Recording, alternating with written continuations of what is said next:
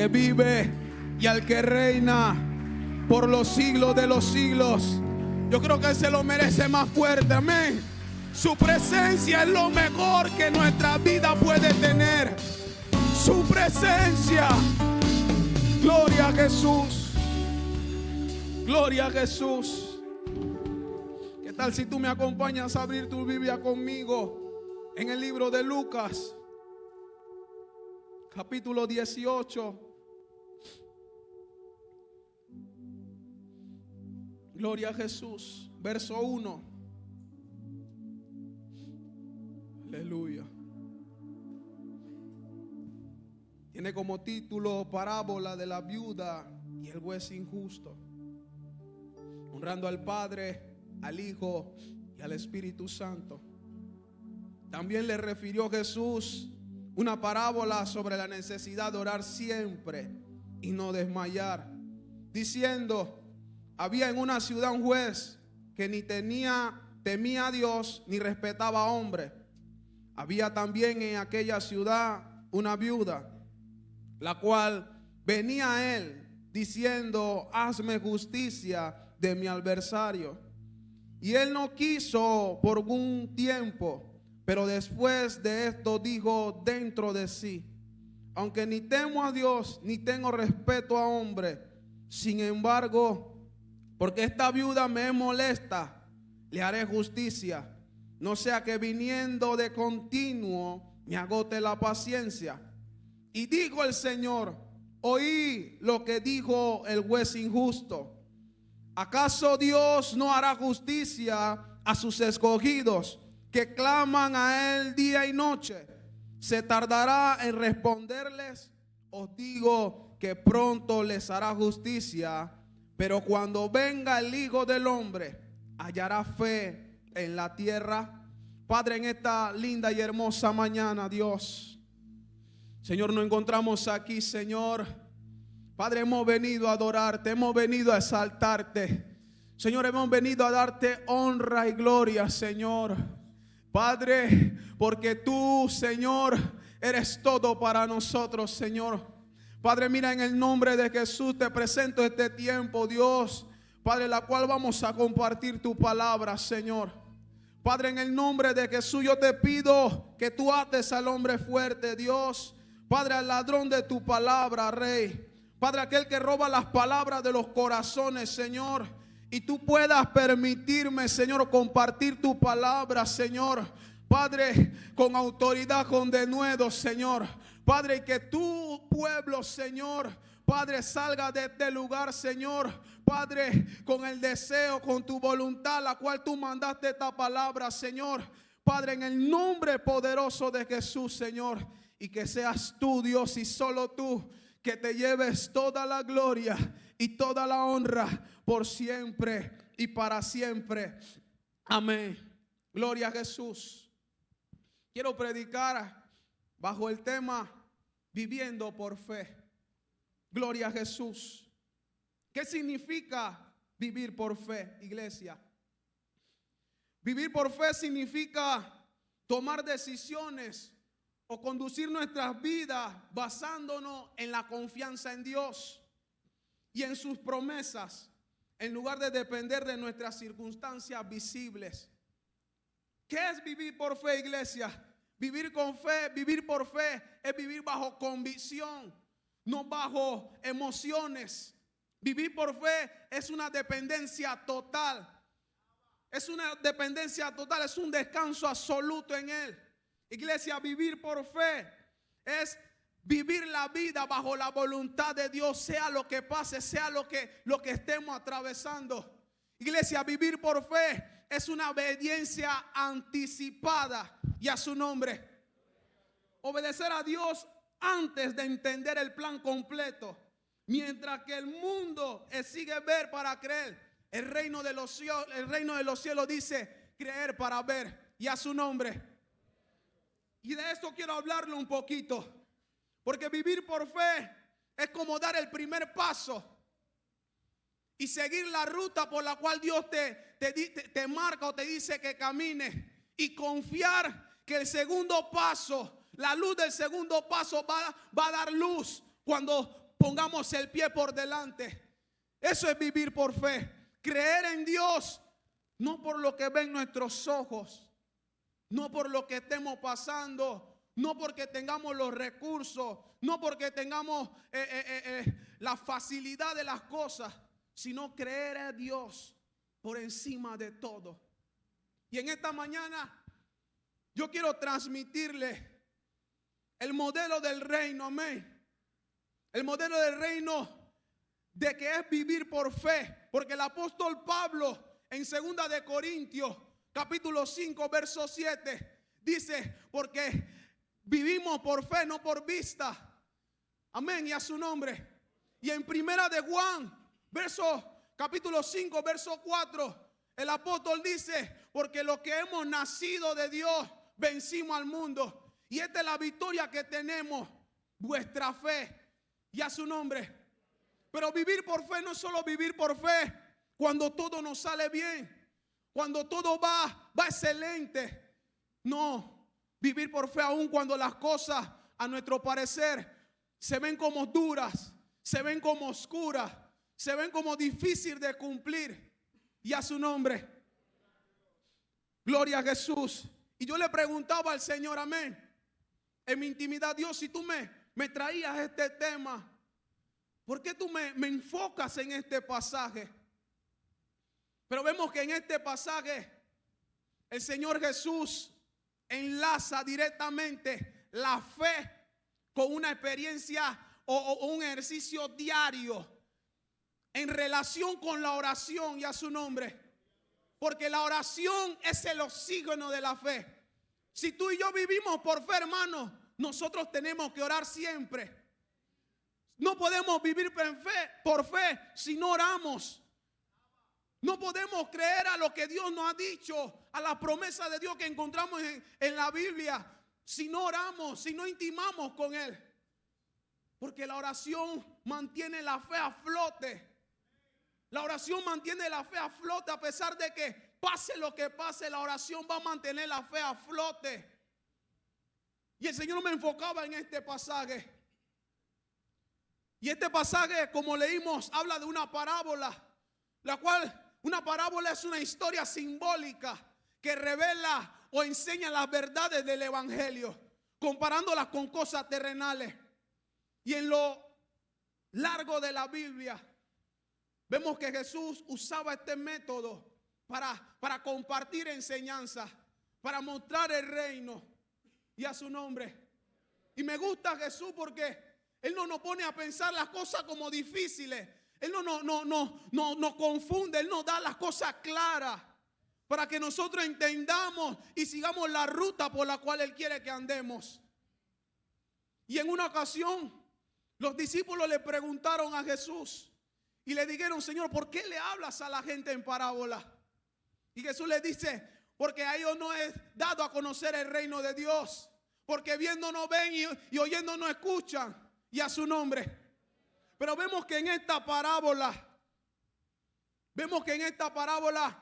Jesús habla de un juez injusto. Y dice que aquel juez injusto, en la ciudad donde vivía una viuda. Y esta viuda iba a donde él y le decía, hazme justicia. Pero dice la escritura que este hombre la evitó. Este hombre la evadió por algún tiempo. Y yo, indagando un poco, me metí en la escena. Y según la historia y la ley de Moisés, los jueces tenían la obligación de atender a las viudas en un trato especial. Los jueces tenían la obligación de escucharla, y a su nombre. Porque las viudas eran vulnerables cuando perdían a su esposo. Los parientes y los hijos mayores se encargaban de tomarla para que ellas fueran sustentadas, buscar el sustento, en otras palabras. Pero vemos que en este pasaje, este juez no hizo así como mandaba la ley, porque era un juez injusto, la Biblia lo resalta. Pero me gusta la actitud de esta mujer, que no se amedrentó, no se echó atrás, no dijo, hey, Yo no tengo a nadie que salga por mí. Este güey no me hace caso. Quizás el adversario tenía de repente los factores, los recursos para poder hacerse escuchar por el juez, para poder de repente montarle una presión. Porque en la historia de las viudas, según la Biblia, las viudas eran tomadas en poco, eran objeto de presión, de fraude, eran marginadas por la sociedad. Pero en base a todo eso, esta mujer tomó la opción de creer que un día, iglesia, que un día iba a ocurrir algo, que un día ese juez iba a prestar la atención, que un día Dios iba a obrar a favor de ella. Y a su nombre. Y a su nombre. Yo no sé, iglesia, por lo que usted esté pasando. Yo no sé por lo que usted esté atravesando familiarmente, económicamente. Pero en esta mañana yo quiero decirle de parte de Dios: viva por fe, iglesia. Vivamos por fe. Porque este mundo está cada vez peor. Y si vivimos conforme a lo que está por delante de nuestros ojos, quizás nos rindamos. Quizás ya no queramos avanzar. Quizás queramos hacer lo incorrecto porque vemos que como que lo incorrecto siempre gana. Como que buscar las cosas más fáciles a la manera incorrecta siempre gana. Pero no es así, iglesia. Hay un Dios que está en los cielos, escuchando tu oración, fijándose en tu causa, escuchando y atendiendo a tu oración, aunque tú no lo veas hoy. Aunque tú de repente digas: tengo tanto tiempo orando por esto, tengo tanto tiempo pidiendo por aquello, tengo tanto tiempo clamándole a Dios por esta situación, por esta enfermedad, por esta escasez, por esta falta de empleo. Mira, Dios es un Dios fiel. El Dios que nosotros servimos es un Dios fiel. Y yo creo que así como Dios dice y digo en esta palabra, que acaso Dios se tardará en responder a sus escogidos, Él le digo: mira, no se tardará. Iglesia, mira, tu respuesta está en camino. Tu respuesta, Dios escuchó tu oración. Y en la Biblia, en el libro de Primera de Samuel, Dios me llevó allá y me hizo enfocarme en otra mujer. En Primera de Samuel, capítulo 1, habla de la familia del Cana, que él tenía dos mujeres, Penina y Ana.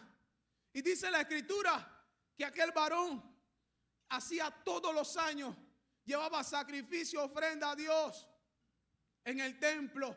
Pero dice que él tomaba una ofrenda y se la daba a Ana y a sus hijos y a sus hijas, pero escogía una especial para Ana, porque amaba mucho a Ana a pesar de que Dios no le había concedido un hijo. Pero la escritura registra en el verso 7 que todos los años Ana sufría, todos los años Ana se afligía, todos los años Ana estaba mal, porque Penina le hacía mofa, Penina se burlaba, Penina le decía, parafraseando, mira, yo tengo y tú no tienes.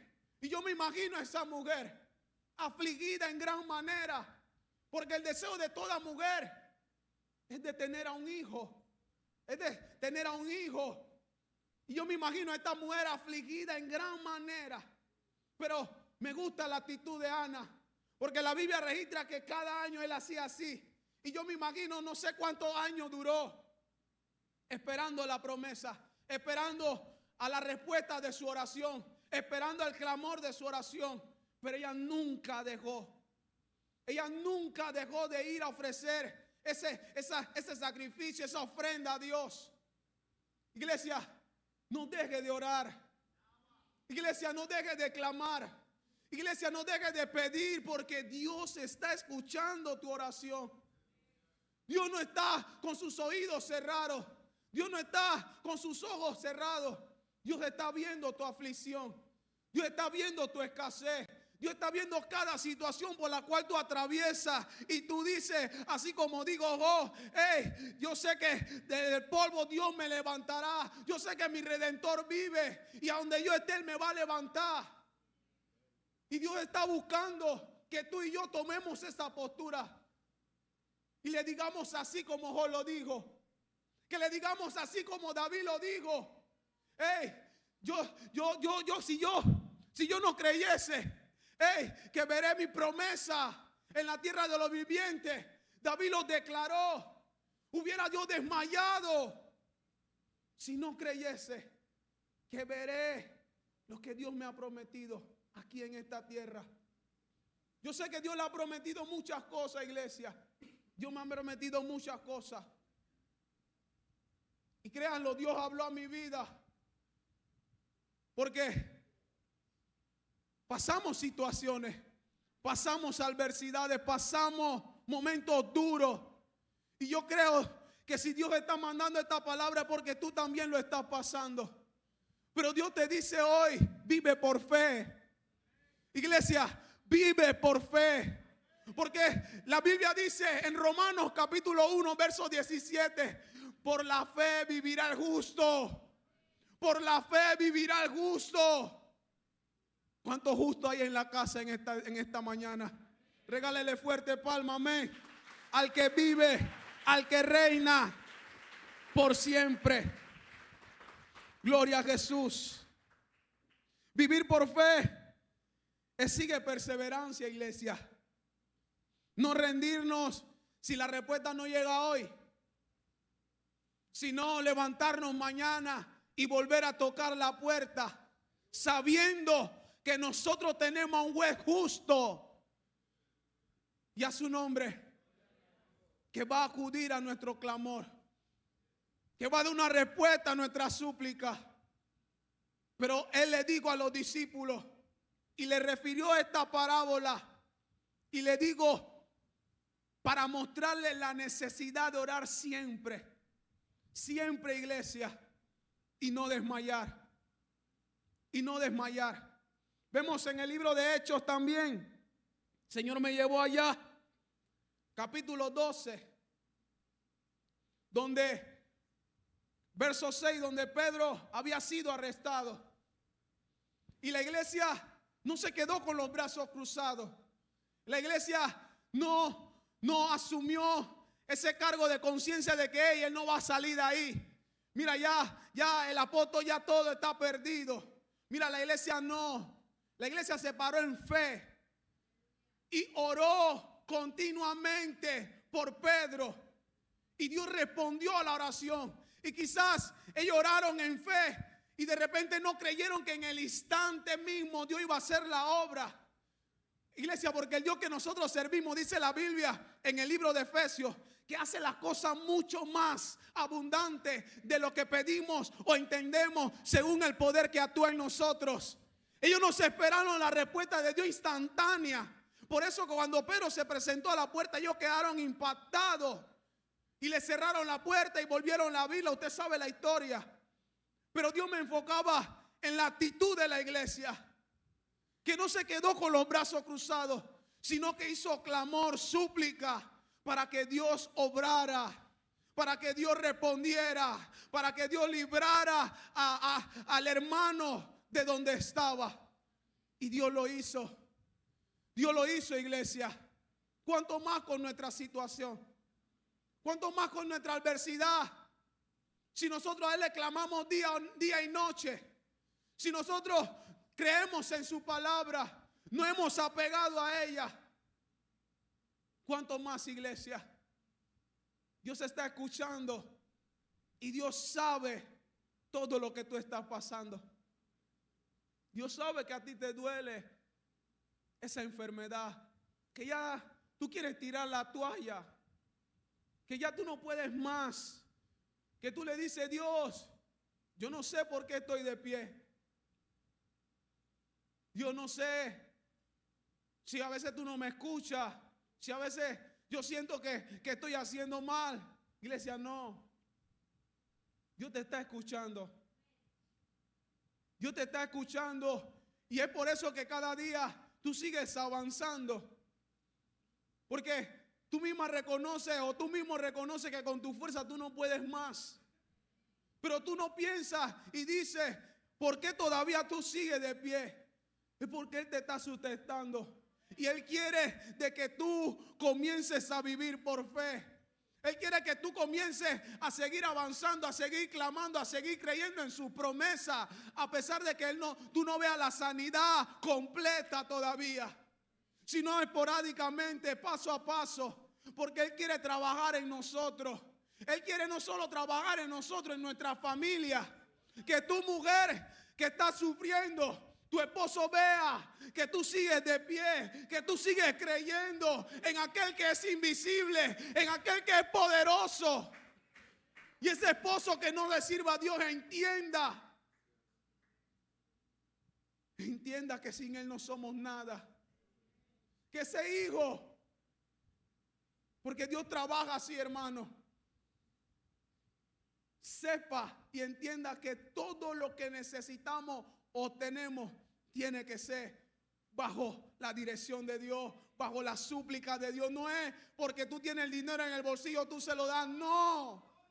Dios quiere mostrar a la familia completa y enseñarnos a vivir por la fe. No hoy, sino todos los días, siempre. No solo cuando las cosas nos salgan bien. Y a su nombre. Y me impacta esta viuda. Yo me metía en la escena. A pesar de que Dios quería traer a colación una verdad, yo me metí en la escena que el Señor plasmó ahí. Duro no tener a nadie que salga por ti. Dice que aún el adversario o los acreedores buscaban de cómo despojarla de su tierra, de su herencia, aún de las cosas más puntuales que ella necesitara, utensilios de casa, alimentos, y aún le añadían deudas ficticias que supuestamente los esposos debían para poder tomar a sus hijos como pago. Yo me imagino la angustia de esta mujer. Yo me imagino el desespero. Pero también me imagino a una mujer en su cámara secreta, yendo de día a día, de hora a hora, qué sé yo, ante aquel juez. Pero no porque él era el juez, no, creyendo que había un Dios que podía hacer algo. Que podía hacer algo, iglesia. Nosotros le servimos a un Dios real. Nosotros le servimos a un Dios vivo. Yo quiero irme al último punto que el Señor me enfocaba. Y se encuentra en Marcos. Marcos capítulo 10, verso 46. Habla que Jesús entró en Jericó con sus discípulos. Y dice que la multitud lo abrumaban, lo apretaban. Pero dice que había un hombre llamado Bartimeo junto al camino, que escuchó que Jesús estaba pasando por ahí y tenía una necesidad. Tenía una petición de hacerle a él. Y lo llamó y le dijo: hijo de David, ten misericordia de mí. Pero dice la escritura que la gente lo callaba, iglesia. Que la gente le decía, parafraseando: hey, cállate, hey, ya no molestes más, hey, no vas a ser atendido. Pero este hombre me voló los sesos, porque estando ciego, que te estén diciendo eso, hermano, me imagino que ese hombre esperaba un golpe, un piedrazo, algo, porque él insistió. Y no insistió de cualquier manera. Dice la escritura que alzaba la voz aún más, clamando a Jesús, diciéndole: hijo de David, ten misericordia de mí. Y todavía lo callaban, todavía le decían: hey, cállate. Y él siguió alzando la voz. Y Jesús se detuvo. Mire, iglesia, fíjese. Siguió clamando. Y Jesús se detuvo.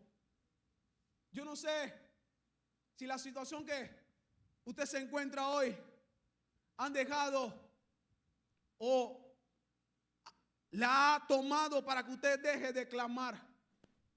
Ha hecho desistir. Pero siga clamando, iglesia. Hay un poder en la oración. Hay un poder en el clamor. Porque nosotros no clamamos al aire. Nosotros no clamamos a cualquiera. Nosotros no estamos clamando a ningún político con respecto a lo que se encuentren aquí, que pueden ser. No, nosotros estamos clamando a un Dios real, a un Dios que es poderoso, a un Dios que no ha perdido ninguna batalla, a un Dios que se conduele, que su mano no se ha cortado todavía para bendecir, que sus oídos no se han cerrado. Por eso nosotros tenemos que perseverar en la oración y aprender a vivir por fe. Porque dice la Escritura que sin fe es imposible agradar a Dios. Y dice la Escritura en el libro de Hebreos, capítulo 11, verso 2, que por esa fe, por la fe, los antiguos alcanzaron buen testimonio. Por la fe los antiguos alcanzaron buen testimonio, que a pesar de que no recibieron lo que le habían prometido, ellos creyeron hasta el final. Y la Escritura en el libro de Hebreos me impacta ese dicho que dice que Dios no se avergonzaba de llamarlos amigos de ellos. Tremendo, iglesia.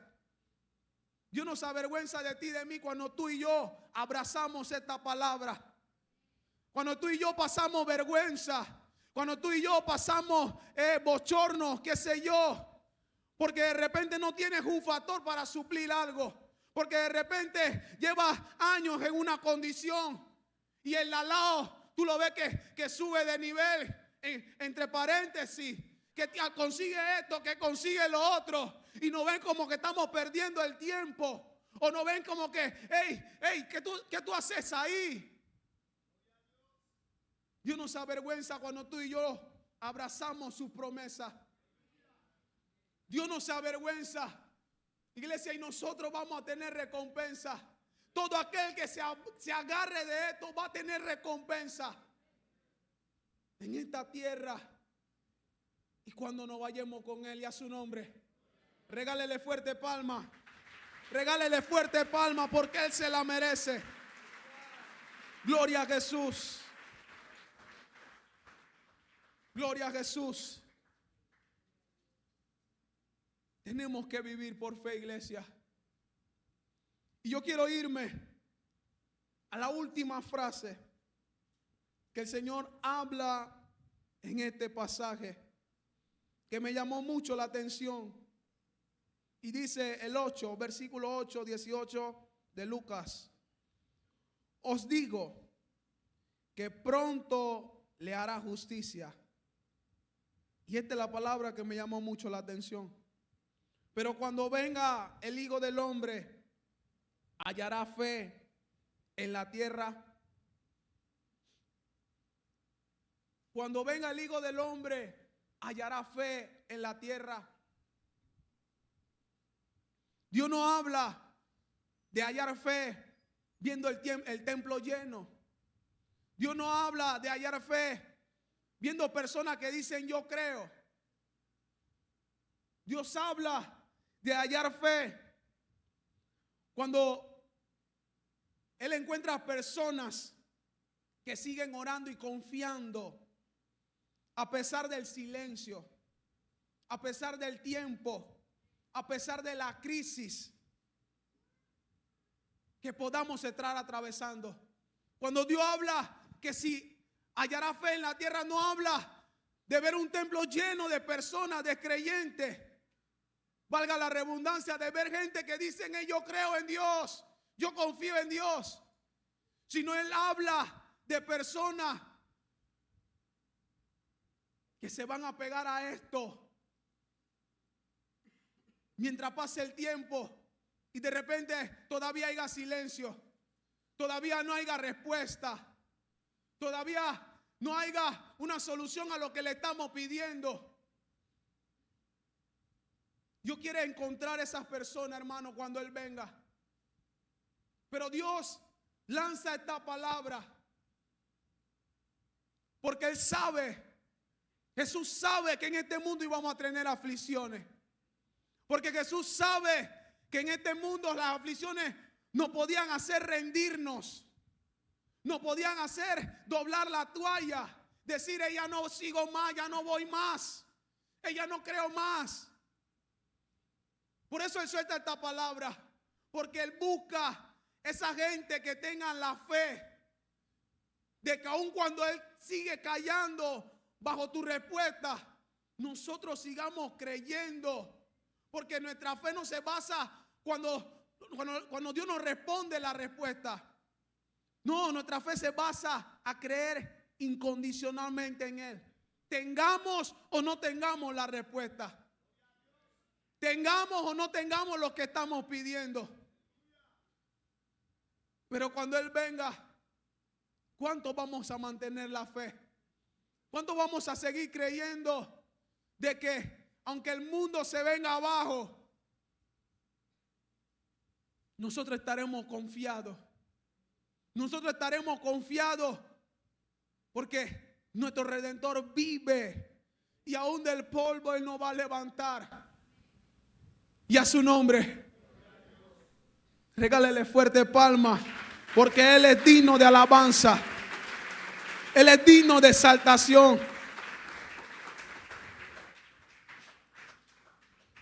Yo quiero terminar con esto, iglesia, y quisiera que tú te pusieras sobre tu pie.